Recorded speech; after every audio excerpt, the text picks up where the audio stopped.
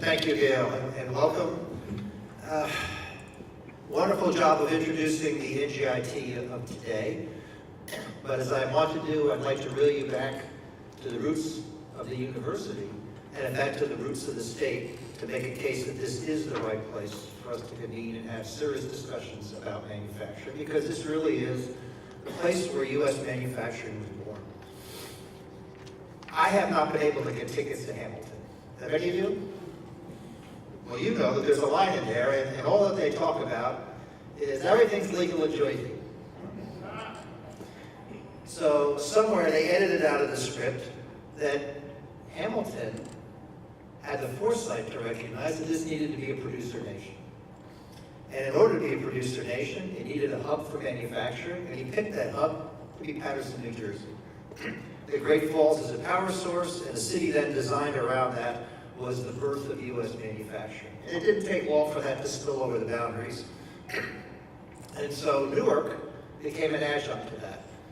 And in the post-colonial days, it became an epicenter for leather goods.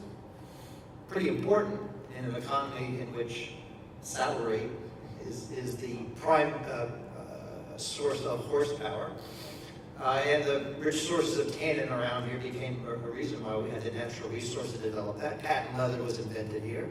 Another important one, which starts to segue into more modern pervasive manufacturing, a family called the Hyatts were the ones who first perfected celluloid processing. Now, why is that important?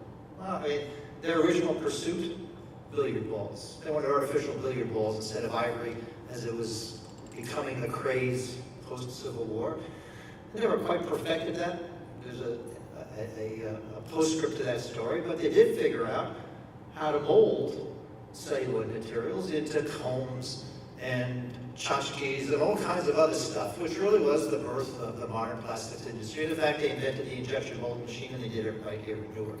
So this was the celluloid processing manufacturing capital of the world. A couple of offshoots of that. Ultimately, a fellow here named George Eastman, name sound familiar? He figured out how to make that stiff celluloid flexible, and it became the film that drove Thomas Edison's invention of the movie camera, and ultimately Eastman Kodak, which didn't build and grow here, but the concepts originated here. And the pursuit of the perfect billiard ball was ultimately then taken up by a fellow named George Bakelite, who came up with the first modern synthetic plastic, Bakelite, which then became the basis not only of Bakel and Company, but then bought out and became Union Carbide. Right? Union Carbide was producing, although he invented it in his labs up in Yorktown Heights, I think, the first manufacturing, and ultimately all the manufacturing, was done here in New Jersey, first in Fruit Amboy and then Bound Brook. Union Carbide grew to become one of the world's leading plastics producers until it became acquired by Dow, which is now one of the world's leading plastic producers. So look, we have the roots of some important industries here in New Jersey, but of course the real revolution came in the late 1800s as new science began new manufacturing technology. A young feller by the name of Thomas, you've heard of Thomas Edison. Where do you think he began his inventive career? The Wizard of Menlo Park? The historic site at over in Orange? Wrong. He began right here in Newark. So he took refuge in a buddy's basement after he lost his job as a telegrapher for spilling acid on the boss's work at night. And he invented the stock ticker tape. That first invention was then manufactured in 3 different facilities here in Newark, the last of which you can still visit and toast, and literally toast Thomas's accomplishment, because it's now the Edison Ale House next to the Prudential Center on Edison Place. He sold those patent rights to Western Union, and that is what allowed him to purchase Menlo Park, and the rest became history. But at that time, then, you had a whole series, a whole culture of innovators. This was like a Silicon Valley of inventiveness. One of his competitors was a young Scotsman, I believe, by the name of Edward Weston. And Edward Weston was originally a competitor. He had developed his own electric dynamo. He had been in the electroplating business. And he needed a more reliable source of energy than battery power. And then arc lighting, and he ultimately lit up Military Park at the time that Thomas was lighting up downtown Manhattan, and got the contract to light up the Brooklyn Bridge, literally at the time that Edison was at with his Pearl Street generating station. Ultimately, he had the wisdom to collaborate rather than compete, and he made his fortune then in the instrumentation, ammeters and voltmeters and such that went into the emerging power generation, utility-grade power generation. He, along with some of his fellow Newark manufacturing businessmen, recognized at that time they needed a new breed of employee. Not just assembly line workers, if you will, not people just to run the lathes and the mills or whatever. They needed people who could ultimately succeed as scientific entrepreneur inventors of companies and become the leaders of technology-based companies, and therefore they needed a different kind of education. And hence they petitioned the New Jersey legislature in 1881 to create the Newark Technical School. And so it began. The Newark Technical School first opened its teaching in downtown Newark.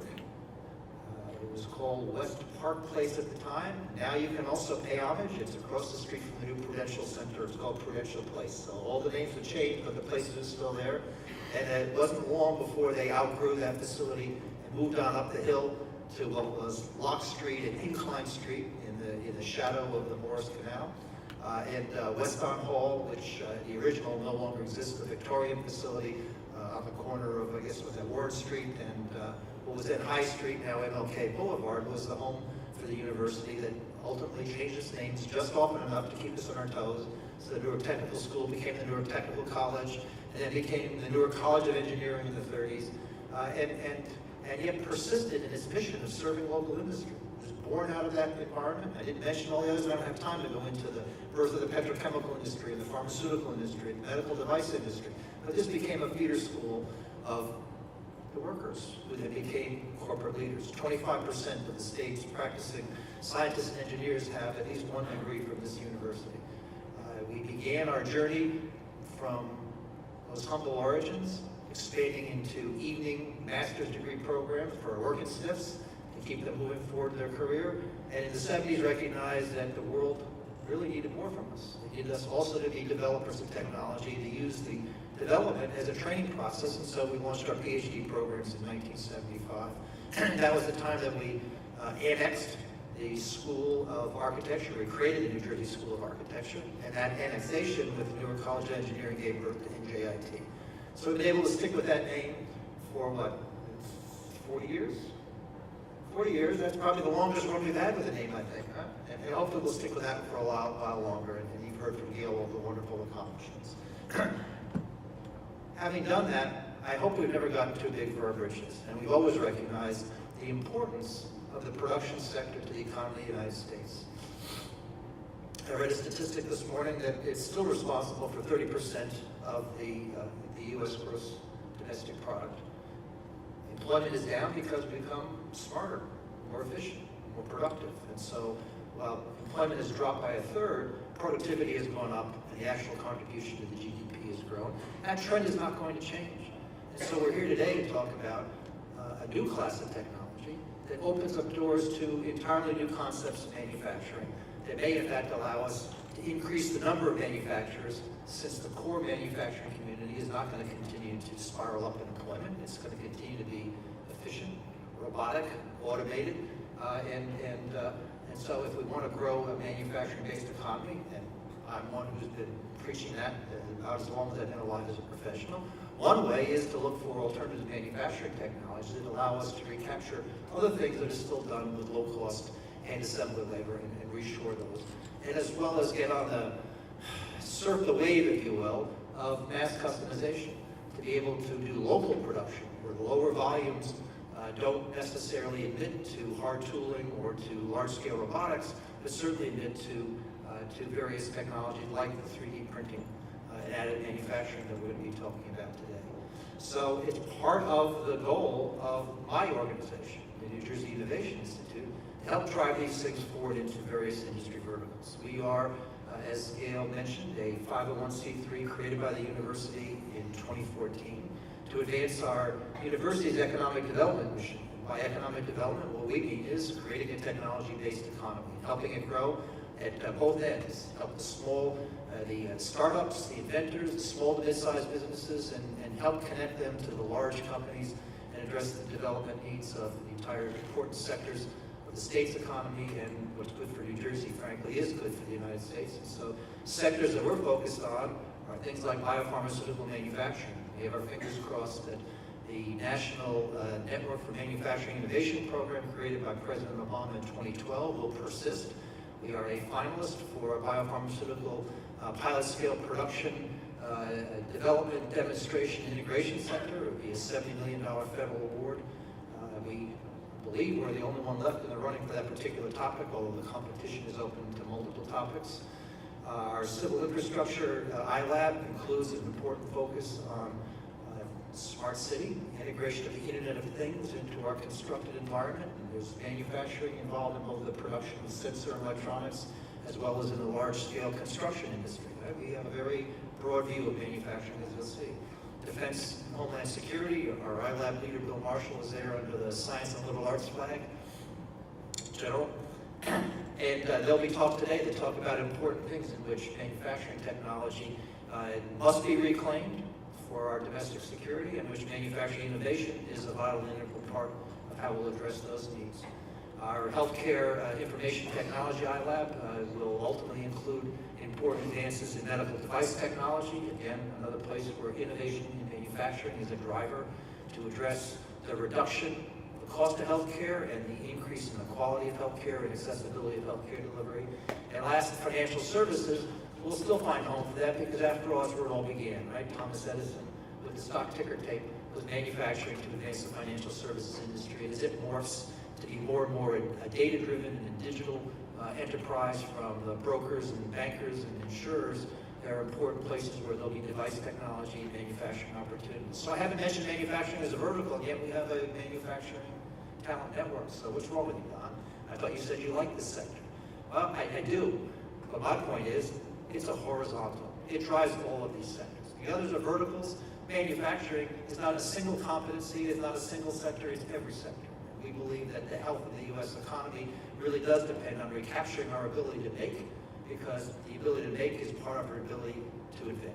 We can't, if we just have ideas and don't know how to realize those ideas, they become dreams, fantasies, maybe even nightmares, if we'll go too far down the road of trying to make something that can't be made. But the technologies that we're talking about today are things that really allow us to insert in the very early stages of ideation testing to see not only can we make the shape, but will the shape do the job? Will anybody care about the product that we've invented once we've actually made it? And so I'm excited about this. We certainly here have been users of such technology for a long time. When I was at Stevens, we had a stereo lithography machine. And when I came in '95 over here to NJIT, they had the same machine. I'm trying to recall, I think it was about a $250,000 investment when I bought it over at Stevens. Now imagine, right? 26 years later, we're talking about the same kind of capability with more versatility of materials, more options. There's something that you can put on a desktop and maybe spend $1,500 for. My son in middle school is experimenting with 3D printing to make a science competition project with wind turbine blades. It's just unimaginable the things that we have at our fingertips.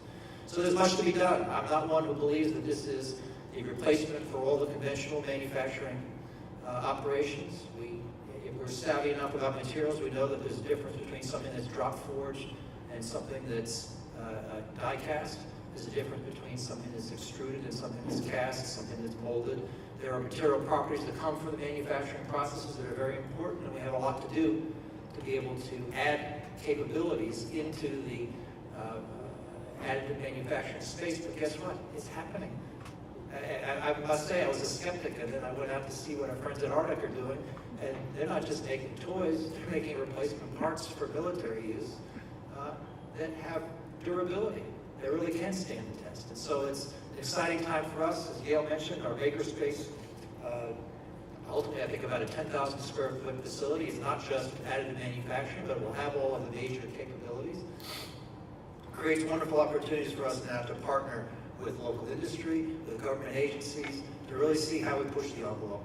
Not just to be able to make the parts, but to be able to test and evaluate the parts and drive the technology forward. So it's an exciting time.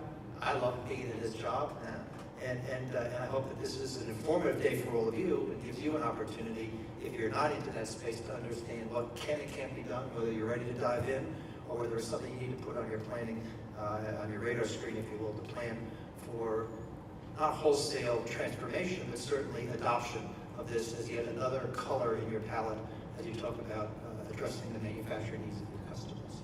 So I thank you all. I hope I left enough time for someone else to talk. And I look forward to meeting all of you during the breaks. Thank you.